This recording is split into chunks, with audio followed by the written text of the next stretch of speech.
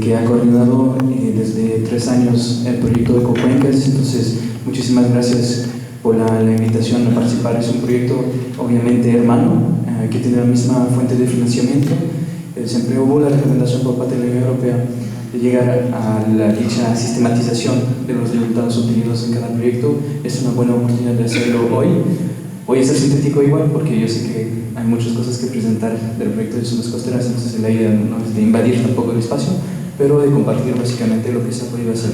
Me parece muy positiva esta visión de sistematización por razones geográficas también, porque estamos trabajando en pilotos diferentes. Entonces todo lo que se aprende por uno, yo estoy seguro que puede ser útil a otros. Entonces, pasando rápidamente, he dividido mi presentación en 2 partes.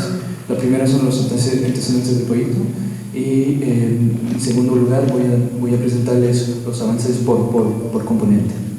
Entonces, los antecedentes, un poco en forma similar a lo que acabo de presentar.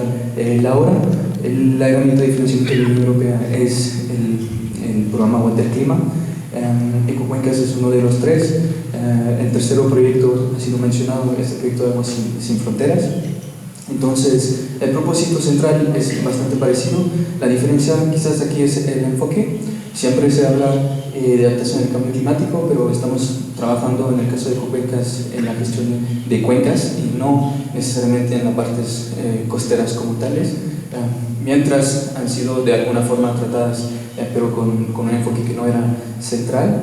Y los mecanismos financieros, bueno, la gran especificidad del proyecto Ecocuencas es de haber trabajado específicamente sobre los mecanismos de gestión de los recursos hídricos desde el punto de vista financiero. Entonces, cómo generar una solidaridad por cuenca, cómo generar los medios y los recursos necesarios a todas las etapas de los proyectos de gestión del recurso hídrico, con un enfoque también participativo, etcétera, de inclusión endógena a las cuencas.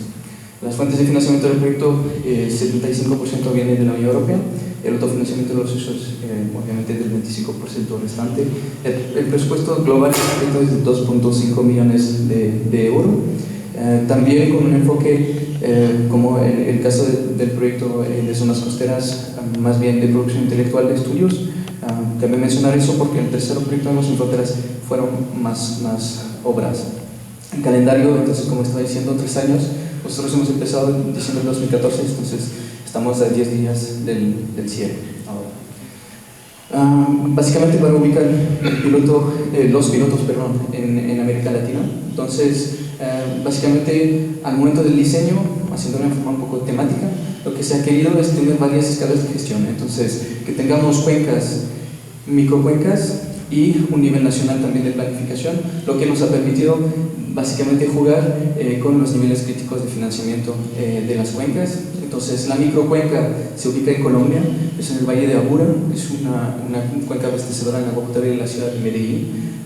El socio estratégico en esta zona es la Corporación Cuenca del Rey, que es un fondo de agua que ha implementado un programa de pagos socioambientales. La cuenca en la cual se ha trabajado es la cuenca PCJ, básicamente son cuencas Piracicabal, Pirar y Hyundai, que son abastecedoras en agua potable también de la ciudad de San Paulo, con un trasvase bastante importante que se llama el sistema Cantarena, que quizás han escuchado. Bueno, es una zona estratégica para todo Brasil. En esta cuenca, en el estado de San Paulo, hay 7% del PIB brasileño, entonces una cuenca muy industrial con problemas estratégicos de calidad del agua, de contaminaciones puntuales y también de fitosanitarios, porque hay una parte agrícola bastante significativa.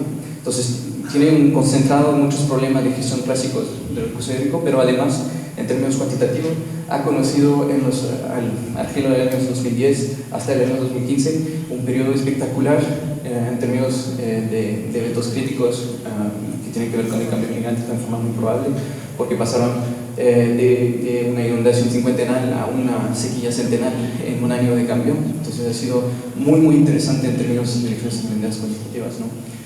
Y ahora a nivel nacional, bueno, incluso a nivel nacional, porque Senagua y la Secretaría del Agua en Ecuador y la otra nivel nacional del agua en Perú, una cuenca fronteriza que se llama Catamayo-Chira, que tenía doble interés en el caso de Water-Clima, porque el proyecto Aguas Sin Fronteras, financiado también por la Unión Europea, estaba trabajando con entes esta vez descentralizados en esta zona, la prefectura de un lado y el gobierno regional de Piura. Bueno, nosotros en el caso de Ecocuencas estábamos trabajando con Sena Guayana, y ha sido muy interesante también poder trabajar sobre los temas relativos al cambio climático, porque es una zona muy sujeta al Niño costero.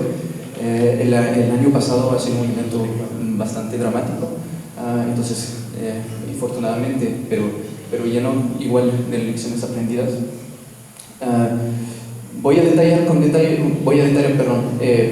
más adelante un poco cuáles fueron los enfoques en cada cuenca, pero bueno, explicar aquí que varias escalas de gestión, varios tipos de mecanismos, positivos en el caso de la Corporación Cuenca Verde en Colombia, con mecanismo de pagos por servicios ambientales e incentivo, y también negativos con retribuciones económicas en las otras cuencas. Entonces, retribuciones por uso, retribuciones eventualmente por contaminación, y en algunos esquemas la forma, digamos, homogénea de retribuciones en ambos casos.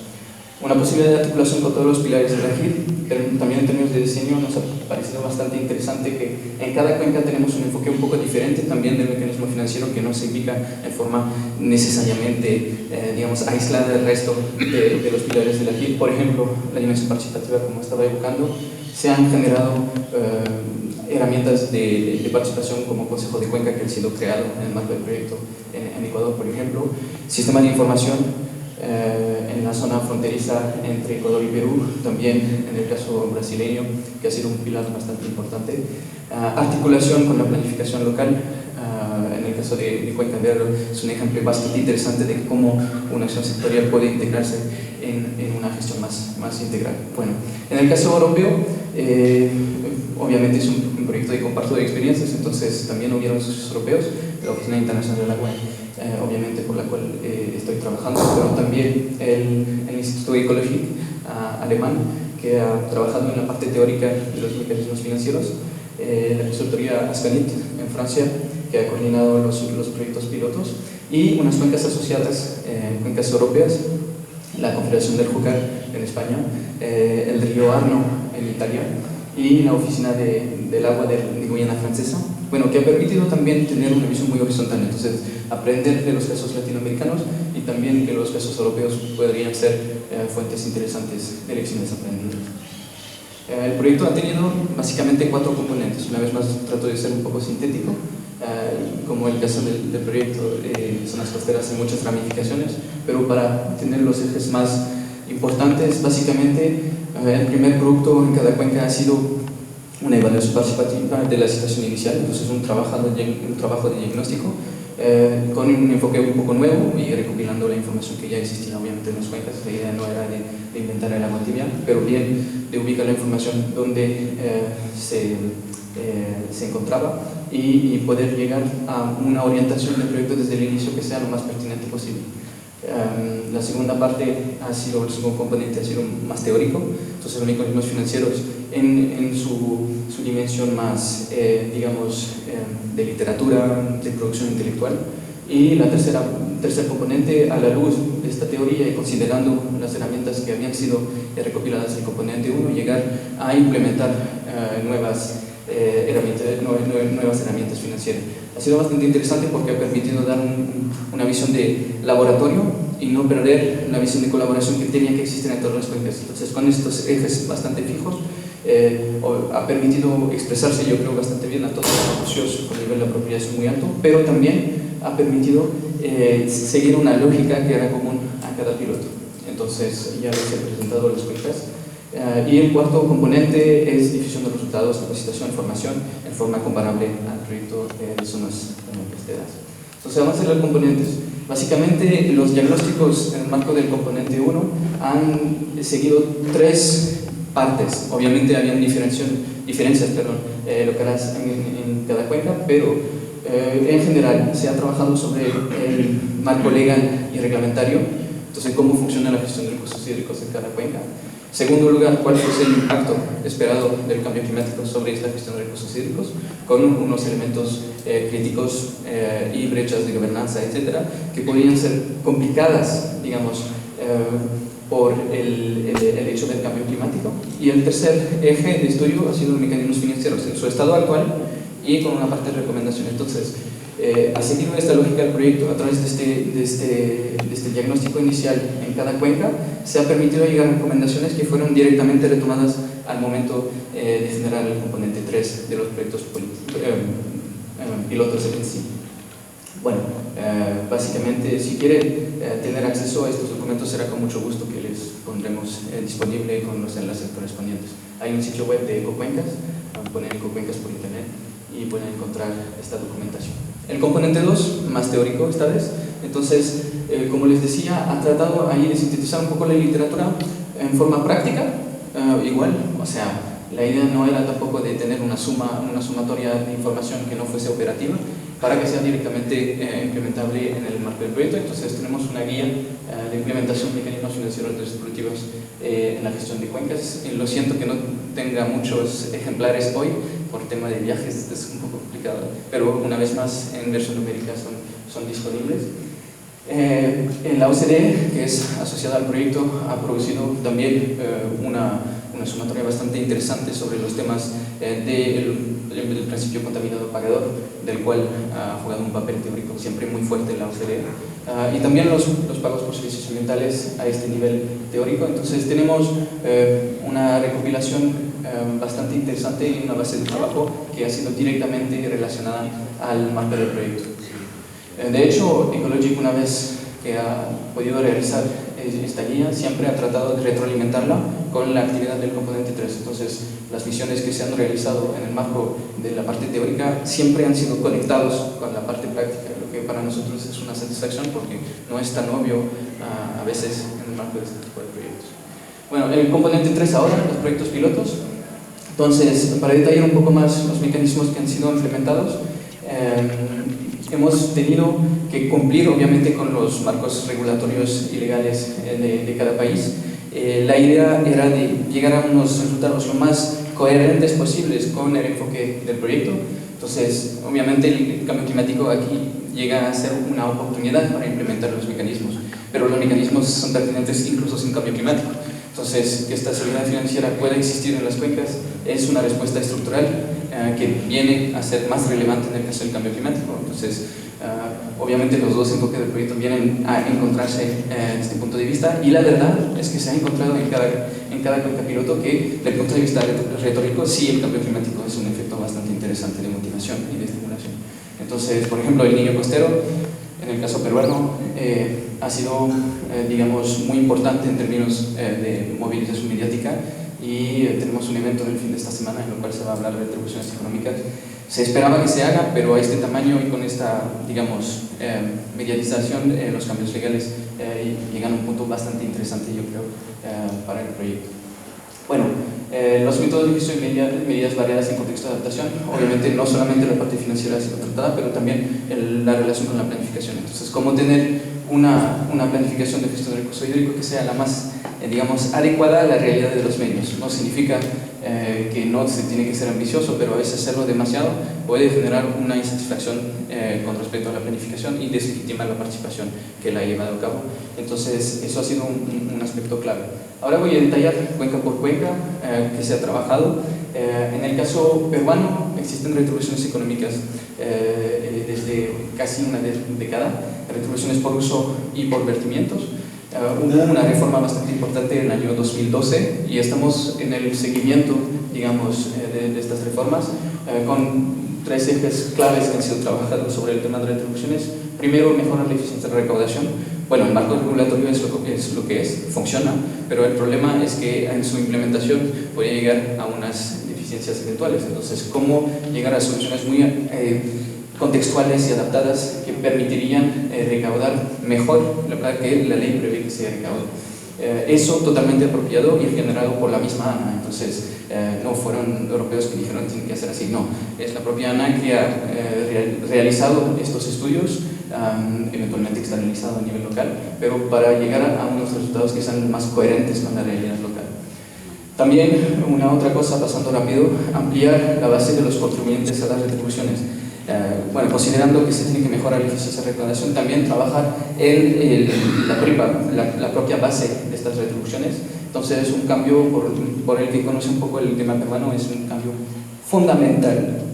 Obviamente, desde el punto de vista financiero tiene una influencia que es importante, pero que no es tampoco enorme, pero desde el punto de vista cultural y de evolución de la estructura de las retribuciones es muy importante en el caso peruano.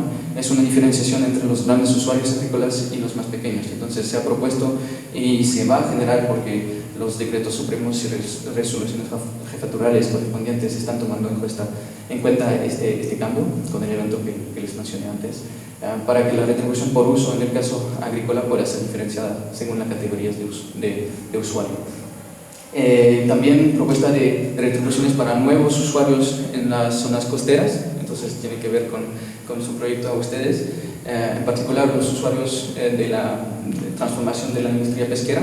Bueno, Piura, al norte del país, es una zona que tiene una diversidad piscícola extraordinaria, porque tiene corriente caliente del norte y corriente frío del sur, y viene a mezclarse en esta zona, lo que genera eventualmente en caso de inversión el Niño. De hecho viene de ahí, y tenemos una extraordinaria, una vez más, diversidad piscícola, pero que ha generado también un impacto productivo.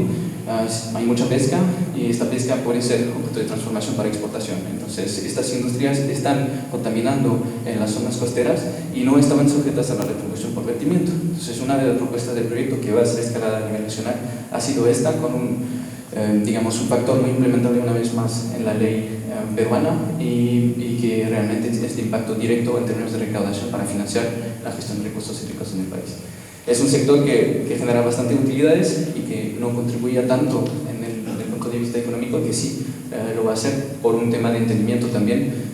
Estaba un paso a seguir y se está realizando esta semana mismo, como les estaba diciendo. Bueno, el tema de planificación: existe un plan en la cuenca Catamayo-Chira, y en particular en la parte Chira-Piura del Sur, que ha sido trabajado con el Consejo de Cuenca, que existe desde varios años en la parte peruana. Sin embargo, este plan es bastante grande, bastante ambicioso, y tiene un nivel de ejecución bastante bajo. Entonces, una propuesta del proyecto ha sido de generar una metodología de priorización de acciones en el caso del cambio climático, de gestión de la demanda, las famosas medidas sin remordimiento. Entonces ha sido bastante interesante también de generar aquí una metodología. No se ha cambiado el plan existe, pero se propone una metodología para priorizar las acciones en este sentido. Ya paso rápido, un eje transfronterizo, también en el caso peruano, subiendo un poco hasta la frontera, de río abajo hasta río arriba. Aquí no sé si la cuenca Catamayo es esta, Catamayo-Chira, pero se inscribe en un esquema mucho más complejo de gestión fronteriza, porque hay 9 cuencas compartidas entre Ecuador y Perú, y tiene esta particularidad de esta zona, es que todas las cuencas tienen su fuente en Ecuador y van hasta Perú, pero en términos de corriente tenemos estas cuencas hasta aquí que van en el lado amazónico, entonces con una vertiente atlántica, y estas 3 cuencas, Catamayo-Chira en particular, que tienen una vertiente pacífica. Entonces, en términos de complejidad de gestión potencial, eso es un caso de estudio espectacular, súper interesante, en términos cuantitativos, cualitativos, etc., y una zona en superficie bastante grande. Lo que se ha propuesto en el marco del proyecto, obviamente no se puede decir que es solamente el proyecto que ha generado esto, pero yo creo que ha contribuido a su pequeña escala. ¿Por qué? Porque los negociadores del AGNA y de la SENAGUA han sido los puntos focales de Ecocuencas. Entonces, estas personas han sido diariamente trabajando en Ecocuencas y trabajando en la negociación para llegar a este resultado, que para nosotros es una satisfacción muy, muy grande, y un placer de ver que sí, grandes cambios se pueden generar. Aquí ven los presidentes de Ecuador, Lenín Moreno, y el presidente de Perú, el señor Kuczynski, que se reunieron en Materio Prove de este año y que han firmado la creación de la Comisión de las 9 Cuencas. Entonces, en este contexto complicado que les estaba evocando. Y bueno, obviamente Ecocuencas trabaja sobre unas de estas cuencas pilotos, y se ha propuesto un modelo de gestión, yo creo que tiene un futuro, pero estamos obviamente iniciando este trabajo a través de la reunión de los consejos de cuenca de ambas cuencas. ¿Por qué Ecocuencas juega un papel importante? Porque no existía el consejo de cuenca al lado ecuatoriano hasta el mes de junio.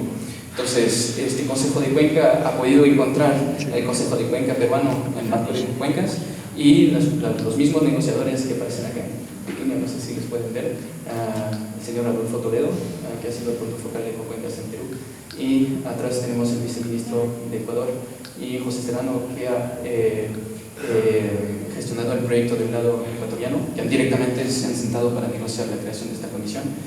Están pensando que este modelo de los consejos de cuenca compartidos pueda ser a nivel de las cuencas el eje de gestión priorizado.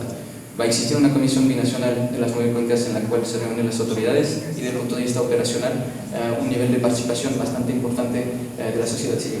Es muy, bueno, desde el punto de vista de la Unión Europea yo creo que tiene sentido también porque el financiamiento de Waterklima siempre ha querido que haya articulación entre los proyectos, hoy día es una prueba, pero con el tercero proyecto que no está presente hoy, el proyecto de Aguas Sin Fronteras, hay una participación de la prefectura, como les decía, de Loja y del gobierno regional de Piura. Ellos han trabajado en una plataforma binacional de gobiernos descentralizados, entonces no desconcentrados, pero realmente con autonomía local. La idea, como son partes del Consejo de Cuenca legalmente de ambos lados de la frontera, que se pueda generar este nexus a través del Consejo y que las habilidades de cooperación que pueden existir a nivel local y a nivel nacional puedan realizarse en forma conjunta. Por temas de competencias tiene mucho sentido en la realidad local. Ahora, el piloto ecuatoriano, retomando la parte más mecanismos financieros, la ley prevé que haya una tarifa por el uso o aprovechamiento de agua cruda en Ecuador. Dice tarifa, de hecho no es una tarifa, es una retribución económica porque no es una tarifa por servicio como tipo agua potable y saneamiento, es realmente una retribución por el uso del agua cruda antes de todo tipo de tratamiento. Pero, digamos, esta ley es del 2014, es bastante interesante y ambiciosa, pero desde el punto de vista de implementación necesita unos estudios prealables y Ecocuencas ha trabajado en esto para la determinación de los factores de esta retribución económica a nivel nacional, un módulo informático de cobro y sobre todo yo creo que es un producto clave del proyecto, yendo rápido, es el estudio de viabilidad para el establecimiento de un mecanismo de gestión. O sea, la idea es que la plata que se va a cobrar realmente vuelva a las cuencas. No está tan obvio. Ustedes conocen las realidades de cada país. A veces se puede generar un cobro digamos, por el uso del agua o por su vertimiento, pero no siempre va a volver a las cuencas para financiar acciones y se vuelve un instrumento para fiscal. En este caso, se ha asegurado con candados muy claros y que comprenden, digamos, bastante bien la realidad jurídica del país, se han generado los candados suficientes, con 2 opciones que se van a implementar en forma gradual. Esta semana se firma el acuerdo ministerial, que es un decreto. El primer modelo es un modelo administrativo interno, entonces la Senagua, priorizando las acciones con los consejos de cuenca, va a financiar acciones de conservación de las partes altas y las fuentes de agua en particular, lo que tiene un alto grado de coherencia con el cobro, que se ubica sobre la tarifa, que la tarifa se ubica sobre el uso de agua cruda. El segundo es más amplio, pero necesita un tiempo de implementación un poco más grande también, que es un fondo de agua a nivel nacional, un fideicomiso, como existe en otros países. Entonces, hay estos 2 grados institucionales, empezando por un modelo interno y después externalizando los fondos, a la vez con unos candados muy claros sobre el uso de los recursos. El piloto ecuatoriano ha priorizado un proyecto de inversión que podría ser financiado por la misma tarifa desde el 1 de enero de 2018. Ya se está cobrando la tarifa desde junio pasado, entonces hay una suma bastante significativa que ya existe en las cuentas, pero que faltaba el modelo de gestión y los proyectos de inversión para financiar acciones. Entonces, en forma comprensiva, el proyecto ha tratado también de priorizar acciones con el Consejo de Cuenca que se ha creado en el marco del proyecto. Entonces, estamos en pasos institucionales muy principiantes, digamos, pero con una expectativa bien completa. Yo creo se trabaja también sobre los sistemas de información para que los proyectos de inversión sean los más, digamos, coherentes con lo que se ha hecho antes y con lo que se está haciendo, por otra parte, con otros actores de la cuenca. Articulación con otros proyectos, etc. Ahora, en el piloto colombiano, bueno, es un pago por servicio ambiental, entonces aquí cambiamos totalmente el enfoque. Antes, los 2 mecanismos precedentes evocados son, de un lado, por el uso y por los vertimientos, y del otro lado, por el uso solamente, pero en los 2 casos viene a seleccionar un uso de un recurso hídrico con una internalización de las externalidades negativas atadas al uso del recurso. Parece un poco, digamos, bárbaro como expresión, pero básicamente viene a incentivar a no hacer. En este caso es el contrario, incentiva a hacer. Entonces el pago por servicio ambiental viene a generar fondos que vendrían a incentivar un uso conveniente con un desarrollo sostenible en la zona. Entonces, es bastante interesante la forma en la cual ha evolucionado el proyecto desde el inicio. Al inicio se veía con un enfoque bastante social y ambiental. Entonces, todo el estudio de priorización que se había hecho tomaba estas dos cosas en cuenta. Pero poco a poco, en la implementación del proyecto, y yo creo que es una lección aprendida, se ha vuelto productivo. Entonces, está trabajando las tres cosas. ¿Por qué? Porque se ha dado cuenta en escala de microcuenca que la necesidad primera de implementación del proyecto era de convencer al agricultor que era en su interés de generar cambio de predio, que no era solamente para el interés público del medio ambiente, etcétera, o eventualmente con una compensación financiera, pero que pueda generar un incentivo económico su propia actividad. Entonces, que eventualmente, un ejemplo muy claro, y les voy a presentar un poco más después, es de que su actividad pueda cambiar desde una versión inicial que satisface eventualmente su interés propio, pero no necesariamente el interés público, a una situación que todavía satisfaciera su interés propio, pero también el interés público. Entonces, el esquema ha sido bastante clásico sobre el pago por servicio ambiental. Yo creo que ustedes en el marco del proyecto han también estudiado unos esquemas de pago. Aquí viene hasta la implementación. Entonces, se ha estudiado toda la zona con 4 ejes fundamentales, como les decía, social, económico, ambiental y después productivo y jurídico, porque con unas razones de falsa tradición la zona de Medellín es bastante complicada desde el punto de vista jurídico también. Después se ha propuesto un marco de priorización, una tabla de priorización de los predios. Habían que escoger criterios, entonces es una producción específica del proyecto, considerando el contexto de generar con los datos recopilados en todas las fichas de los 100 predios que han sido estudiados, cuál sería el más relevante de seguir. 25 han sido entonces priorizados. Se ha propuesto un esquema de pago con un monto que corresponde a la zona, que es aproximadamente de un sueldo mínimo de incentivo.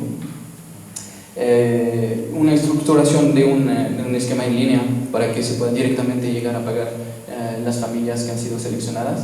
Digo seleccionada es un poco injusto, pero así fue el proceso, y siempre se ha considerado que la gente que había sido objeto de estudio, de intercambio, etcétera, pudiera ser en un esquema u otro sujetas a un pago, para no generar una frustración que potencialmente puede ser contraproducente en el caso de un pago por servicio ambiental. Entonces se ha estudiado no solamente la gente que estaba sujeta al pago, pero la gente que no lo estaba, o la gente que podría ser en un tiempo más corto sujeta a un no pago. Entonces, esto para evolucionar en el tiempo y en el espacio, estudiar el impacto real de lo que es el pago por servicio ambiental. Ha sido una preocupación grande, porque una de las críticas fundamentales del pago por servicio ambiental es decir, pero si no soy sujeto y que he sido sujeto al estudio prealable, por el próximo esquema quizás voy a dañar más mi predio y me van a pagar. Entonces, siempre con mucho cuidado se ha tratado socialmente de evocar cuáles fueron los ejes potenciales de desarrollo en las mejores condiciones, incentivando una vez más el productivo, porque el productivo está común a toda la cuenca.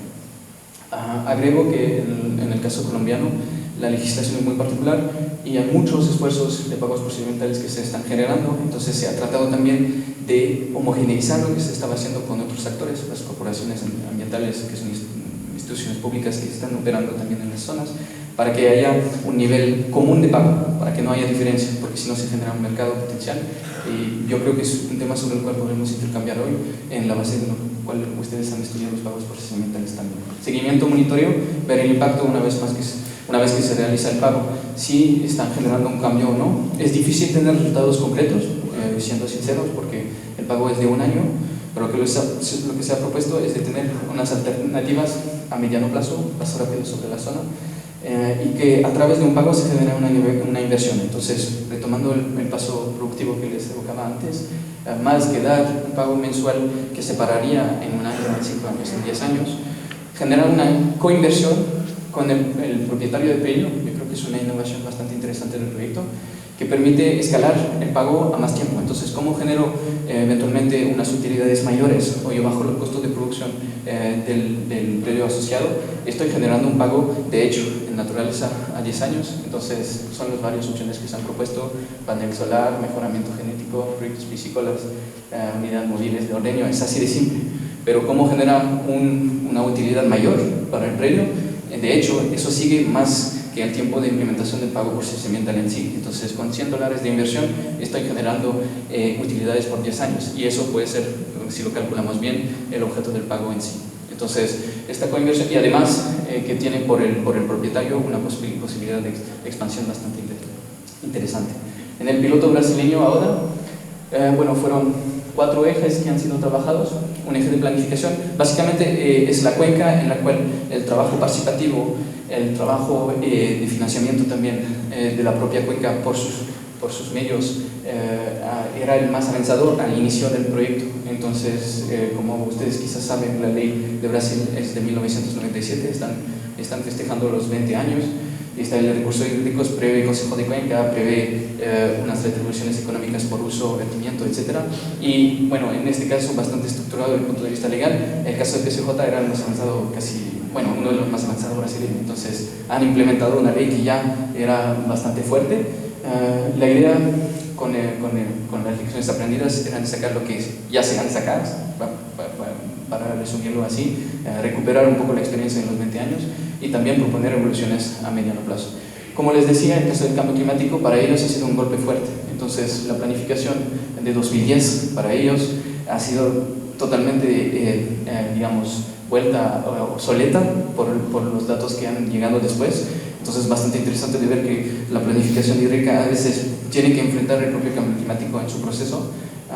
Y al momento de renovar la planificación hubo una propuesta en el marco de cuencas de indicadores que podrían ser los más relevantes para la reactualización del plan de cuenca hasta 2020.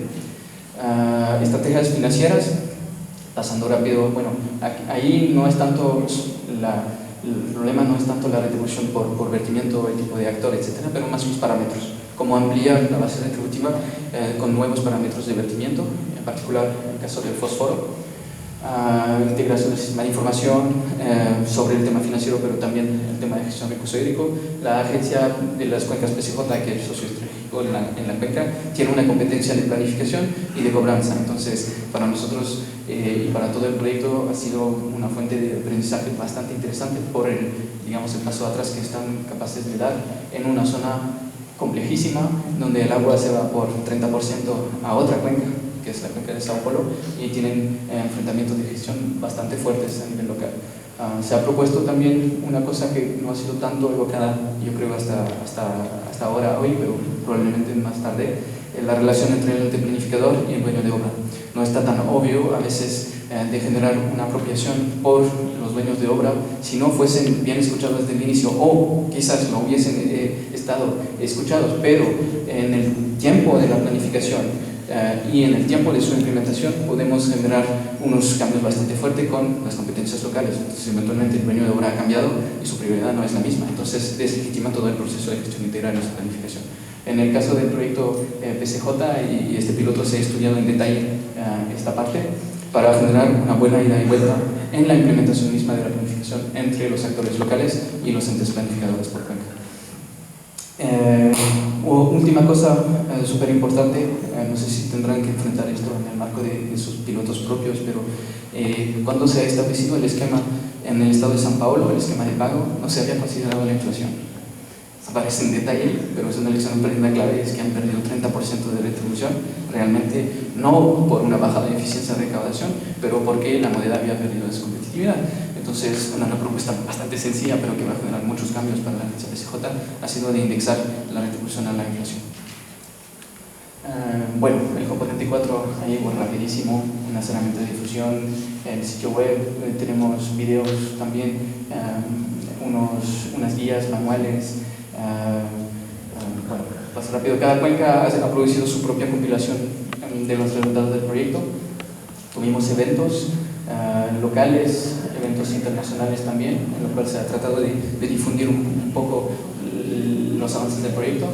Para nosotros el aspecto financiero a veces siempre se dice que es muy importante, pero no se explica cómo. Entonces, la oportunidad de Ecocuencas ha sido quizás con un contexto muy local y una parte teórica consolidada de hacer esta ida y vuelta llena, yo creo, de aprendizajes, porque las escalas eran bastante distribuidas y los mecanismos diferentes. Entonces, a través de la RIOC, que es asociada al proyecto también, la Red Internacional de Gobiernos de Cuenca, hemos podido a nivel continental e internacional proveer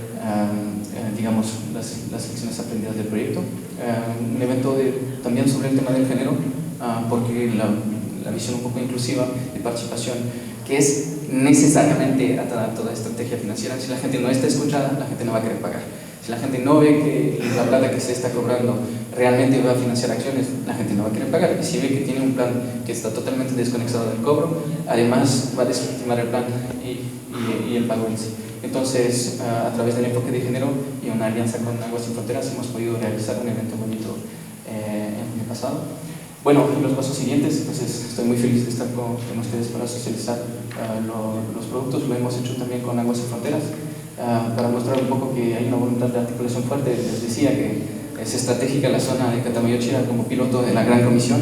Aquí tenemos el ministro del Agua la semana pasada que vino a participar al evento realizado de cierre de Aguas Sin Fronteras, entonces con el prefecto de Loja.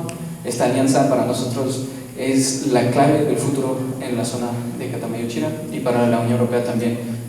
Yo creo que es una lección aprendida interesante de que dos proyectos pueden, no está tan fácil porque hay realidades políticas locales, pero los proyectos sí pueden generar alianzas que son bastante interesantes porque es la gestión integral, pues, entonces son las autoridades nacionales y las autoridades locales tienen que hablarse.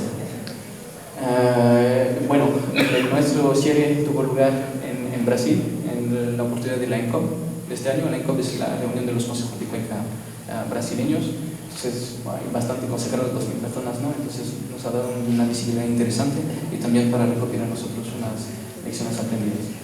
El miércoles tenemos el primer ENCOP, entre comillas, pero ecuatoriano, entonces me voy de vuelta rápido, lo siento que me hubiera interesado mucho visitar, pero tenemos este evento de los consejos de cuenca ecuatorianos que se reúnen todos, tienen por los más viejos 1 año y medio, entonces para recopilar sus propias experiencias y seguir una política pública articulada a nivel nacional. Les agradezco por su atención y mi contacto arriba y bueno, voy a escuchar con mucho interés las lecciones aprendidas de ustedes en todo este día de hoy. Muchas gracias. Gracias, Dani. Estamos un poco en retraso. Vamos a hacer un coffee break de 15 minutos. Pero antes del coffee break, hacemos la foto no solo de los socios, también de los participantes. Tenéis invitos aquí. Tenemos aquí el fotógrafo también de Katia. Y podemos hacer aquí una foto del grupo. ¿Ok?